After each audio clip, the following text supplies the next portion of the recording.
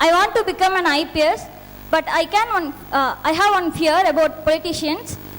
If I become an IPS, I think I can't implement my own ideas. I think I fully depend on politicians. According to your experience, is it real? No, it is not. It is not. Because the IPS is based on law and rules. It is the afraid people who do this. But secure people don't bother about the bad politicians. But the politicians transfer them. Let them be. They are not going into the ocean. They are going into India. They'll be posted in Tamil Nadu. Any part of Tamil Nadu. Any part of Kerala. Any part of Goa. So the worst, when you don't listen to a politician on corruption, let's say, unethical, maximum what can he do? You need to know. What can he do? He'll only transfer you. Let him be. But you can do the right thing. That's the point. So, it's a good thing you asked. This is where you need career counseling here. That I want to become, but I have this fear. Somebody will clearly tell you, this is baseless. You have the power, you will be trained, you will implement the law, and you have the power to say no to a politician's wrong direction. And worst come to worst, he can only transfer you. You should be ready to go. So what? You understand? So become an IPS officer now. Thank you, ma'am. Madam, could you please elaborate any such incident, real life incident? Because you might have had many. Any one incident? Welcome. Next one. Any one incident for us? I was DCP traffic in Delhi in the year 1983. It goes back to 1983 when I was few years into the service.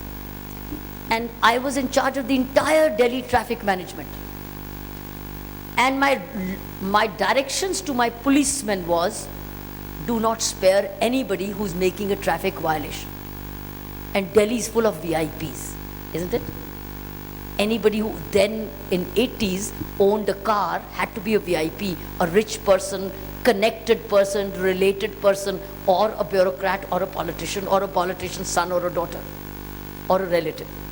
But the rule was, do not forgive anybody who's breaking the rules. So my policemen followed the rule. In the beginning, they started to say, "Ye chalan kya hai? Phad ke de denge." They would tear the chalan in the face of the constable. They say, "Tumne kya samjha hai? Tumko pata nahi hai? Kisko jante? I know so and so. I'll get this done." My instructions to my policemen was, you're not going to be rude. You let them behave like this. But remember, nobody's going to listen to them. So my policemen were made secure that their career will be protected. They will be not transferred if they do the right thing. So they started to become very assertive and effective. Many police officers and other people were prosecuted. Not a single challan was cancelled. After a few months, the entire Delhi population came to know that nobody will be forgiven. There will be no discrimination in the law. So they started to follow the rules, including Rajiv Gandhi, who was the member of parliament at that time. He asked his driver to go to the traffic police office and get a parking label to attend the Asian Games because he said he does not want to be prosecuted. It had so much of impact.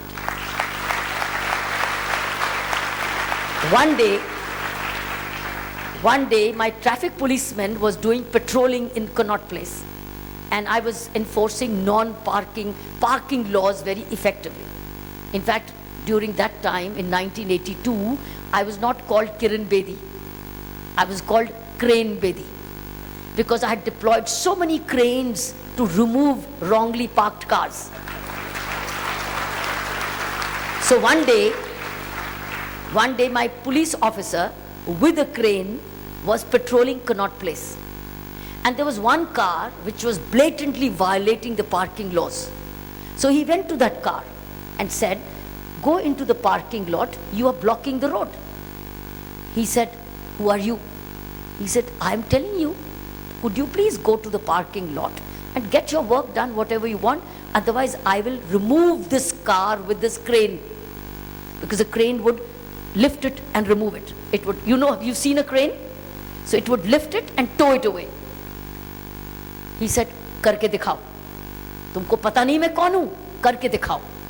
तो उसने कहा तुम कौन हो? बोले ये Mrs Indira Gandhi की गाड़ी है, प्राइम मिनिस्टर की गाड़ी है. बोले अच्छा ठीक, नहीं हटाओगे? बोले नहीं हटाएंगे.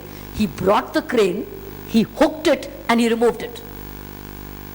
The whole press came on that day that Prime Minister's car was towed away and challaned because there were a lot of hangama in the Connaught Place. I got a call as DCP Traffic that your police officer has done that. What do you propose to do? I said, I will reward this officer and the challan will not.